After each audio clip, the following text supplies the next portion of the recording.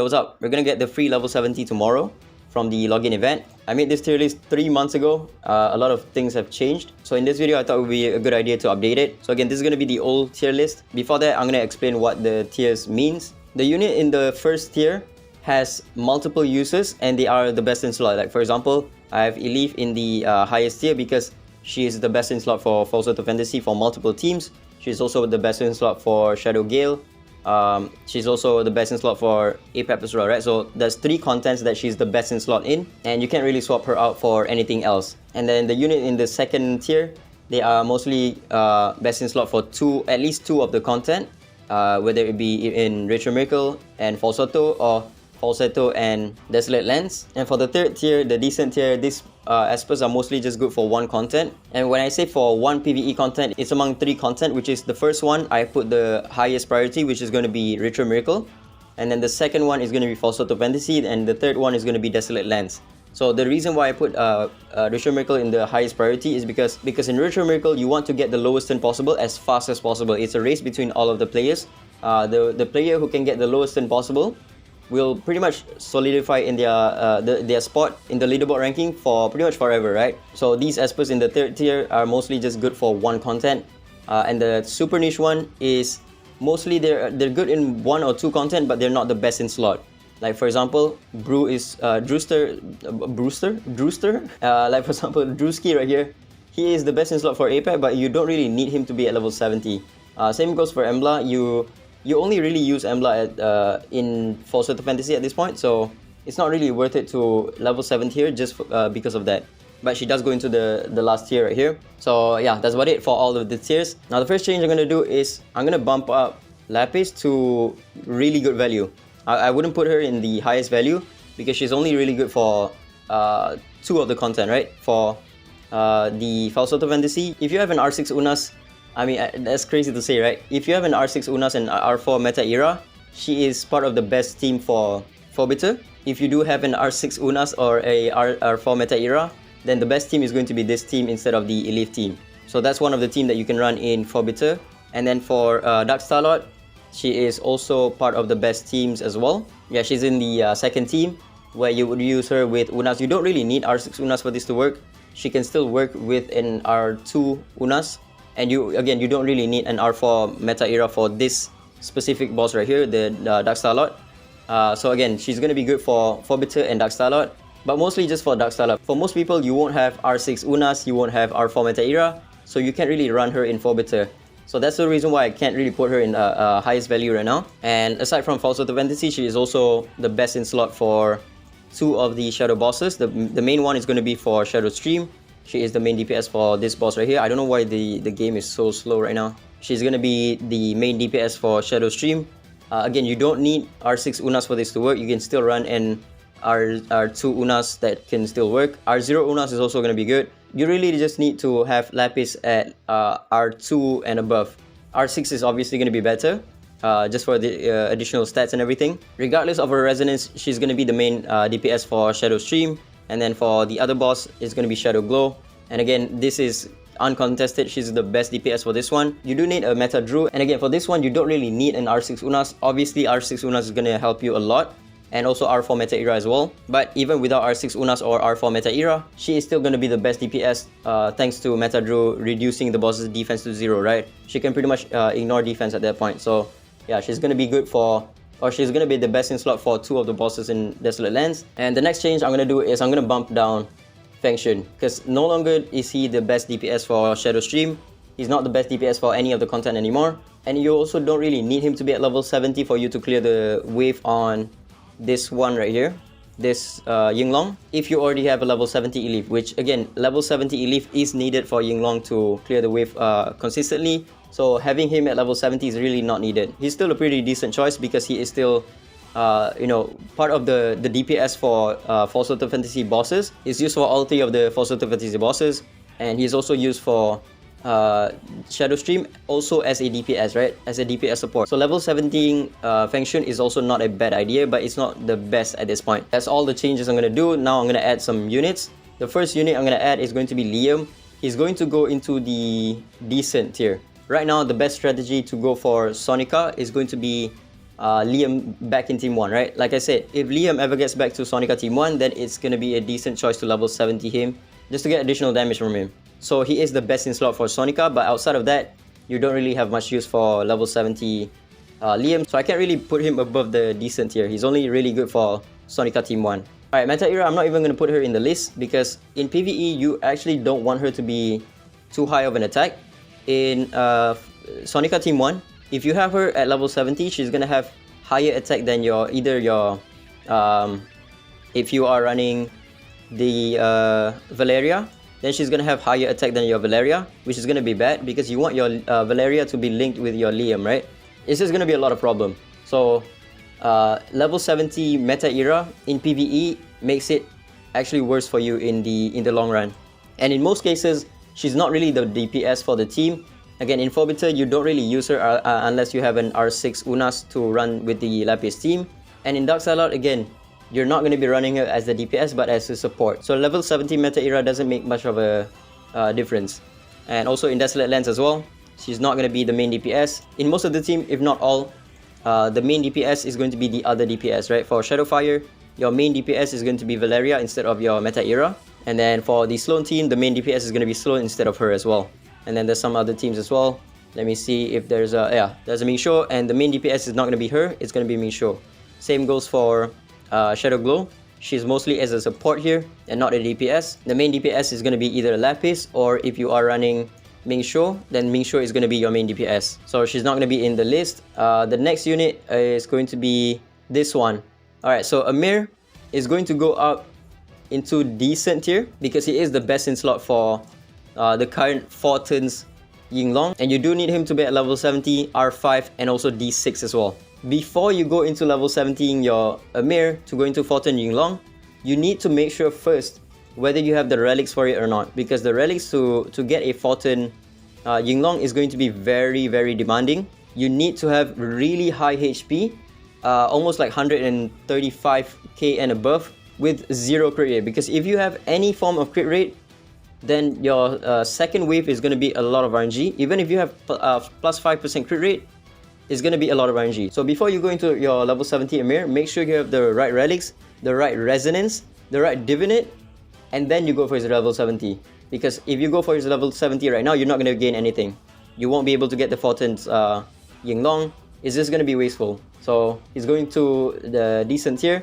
Ophelia is also going to go into the decent tier because she's part of the 4 turns average, but there's also a new unit, Seek. Not only does he make it easier to get a 4 turn average, but he also is useful for other contents as well. I'm going to maybe put him at the 2nd tier, but only if you have him at R2. If you don't have him at R2, he's almost unusable, to be honest with you. It's very important for you to have that start of turn debuff or the start of turn buff. Right now he's going to go into the really good tier because he is also a decent support / DPS for Shadow Stream. I don't know if it's the best team right now. I don't know why RTR is putting him the last slot, because he's not getting the Dragon Breath, right? Unless this is considered the 2nd spot, I don't know. But I think the Lapis teams with the Alice might be better. I've seen a Grogro did like 1.5 billion with that team. But regardless of that, he is part of the best teams for Shadow Stream. Again, not as a full DPS, but also as a support as well. So he's filling up 2 roles, pretty much just like Feng Shun is. And then in Shadowfire, you can also use him, but he's, again, not the best team. You still want to use like Meta Era and your Valeria. You pretty much just run your Seek in Shadowfire as a substitute for Zihi, if you don't have her, just to give the defense reduction instead of damage increase that you get from Zihi. And you won't be running him as the main DPS once again, because his damage is not the best. You want to run him with another DPS, like for example a Sloan. You don't want to run him with a Mingsho, by the way, because Mingsho already ignores defense with his passive. And the only reason that you would run him is as a secondary DPS, which is not the best. So instead of running Mingsho with him, you want to either run him with Valeria, or you want to run him with Sloan. But he's still one of the best teams for Shadowfire and Shadow Stream. He is unfortunately not usable for Shadow Gale. He is usable, but he's not even the top 3 teams, because we already have a defense breaker for this boss. And again, like I said, he is not the main DPS of the team. He's mostly just there for the support role that he provides. which is the defense break, right? And if you already have Meta Druid in your team, you don't really need to run him because the extra 30% defense reduction that he has from the Echo Scar is going to be pretty much useless. And same goes for Shadow Glow as well, because you already have Meta Druid to reduce the boss's defense to 0, or if you're not running Meta Druid, then you can just run Ming Shu, right? And in False Auto Fantasy, unfortunately, the only team that you can really run him in is going to be Counter Sonica Team 1 and Dark Starlord Team 1. And only if you have R6 Unas and R4 Meta Era. The reason why is, if you don't have this R6 Unas and R4 Meta Era, your Team 1 Sonica does not have enough AP control, and the boss will move several turns. And when Counter Sonica takes a bunch of turns, she's gonna gain damage reduction. So you're gonna do less damage. So the only teams that are gonna run Sig in Team 1 or Counter Sonica is going to be teams that have R6 Unas and Meta Era at R4. R4 Meta Era and R6 Unas, right? And also, it might not be a good idea for you to level 70 Sig for Sonica, because in Sonica, like I said, the highest attack that you want is going to be your Valeria, because you want your Liam to link with your Valeria. So if you level 70 your Sig, he's gonna have too high of an attack.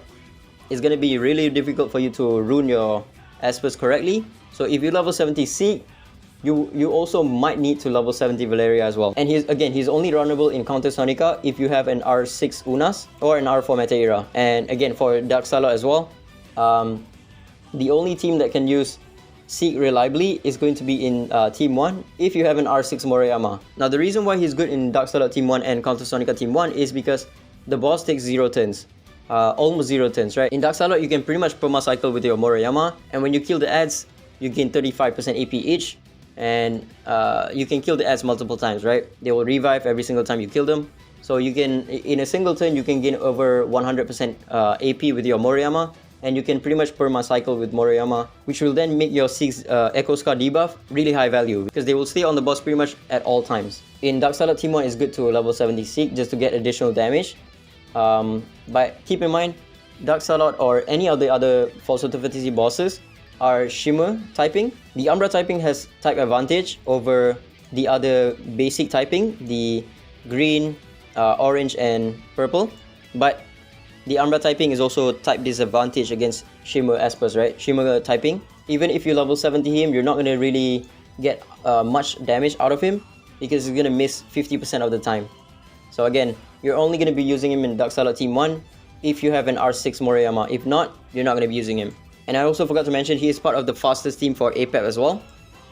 Right now, APAP 3 turns is possible with Meta Liling, because you want him to counter attack with his S3 that does 3 hits. So you pretty much kill the boss with 1 turn, right? The boss will take the turn, he's gonna attack you, you're gonna counter attack, and then you're gonna kill the boss.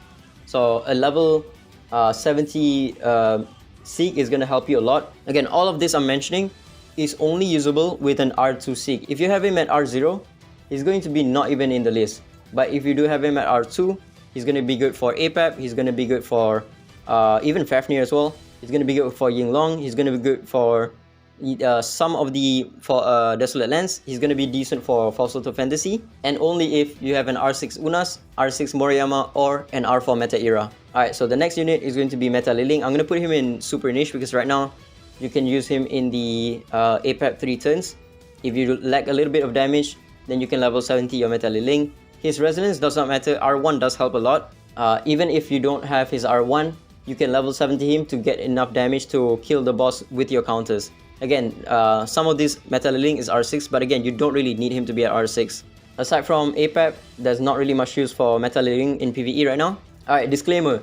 This is only if you have R6 Moriyama. If you don't have R6 Moriyama, it's not going to be good to level 70 him for PvE, right?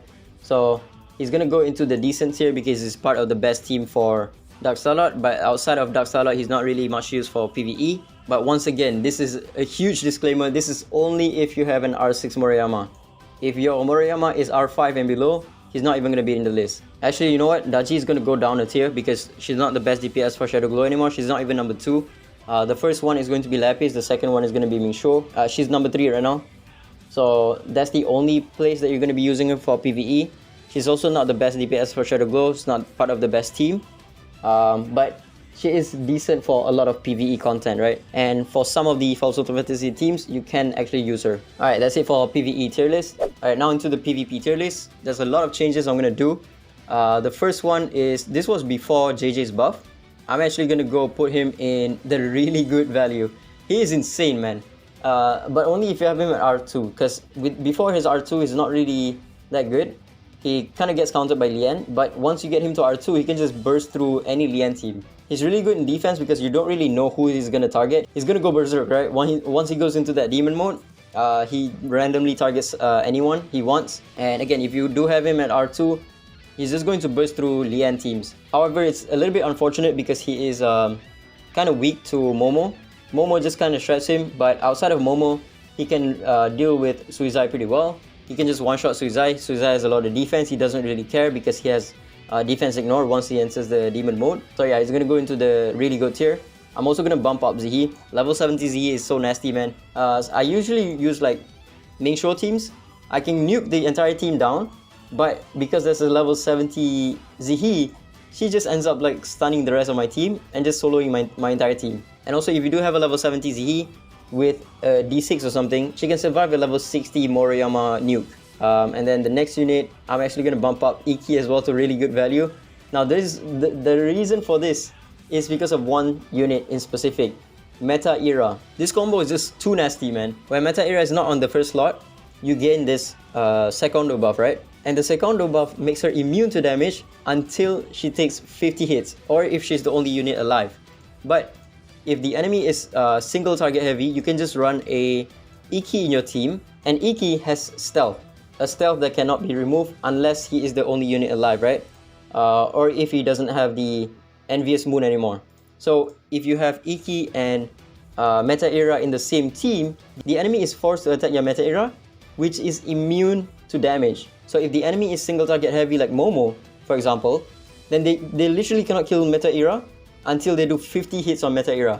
And while they are doing 50 hits to Meta Era, your Iki is just going to do damage. So having a level 70 Iki is going to be very good because you're going to do a lot more damage. And also, it helps him tank some AoE damage. Yeah, the main problem for Iki is still going to be AoE damage. You can still go through his immunity, or you can still go through his stealth, right?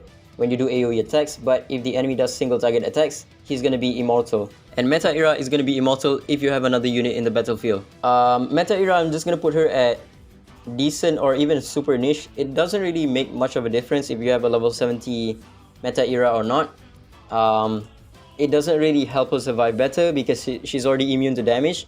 And most of the time, she's mostly just there to give her the team the support to AP push your team, or when you get to 20 cadence stacks, you want her to nuke, right? So I'm just going to put her at decent because she's mostly just there to do her damage once you get to 20 cadence stacks. Next unit, I'm actually going to bump up Nathaniel to decent as well because level 17 Nathaniel is kind of crazy. He can tank a lot of damage. He has a lot of HP. And in Point War, most people just run him on HP defense or defense HP so that he has a lot of HP. He's still going to one-shot because of level 70 stats. And he can sometimes survive Moroyama nuke as well. So level 70, this guy is going to be insane. Next unit I'm going to bump up is going to be Moriyama. Level 70 Moriyama actually makes more of a difference than I thought. Because I thought it was only just going to be for Momo and Suizai. But that's the only team that you're going to face, right? So level 70 Moriyama is going to help you with level 70 Momo. Just to make sure that he has higher attack, he doesn't get buff blocked by Momo. It's very important that he doesn't get buff blocked by Momo. Because whenever he S3, he's going to get the attack up buff, right? If you get buff blocked, then you're not going to get the attack buff up. Sometimes you still can't get higher attack than level 70 Suizai, even if you have a level 70 Moriyama.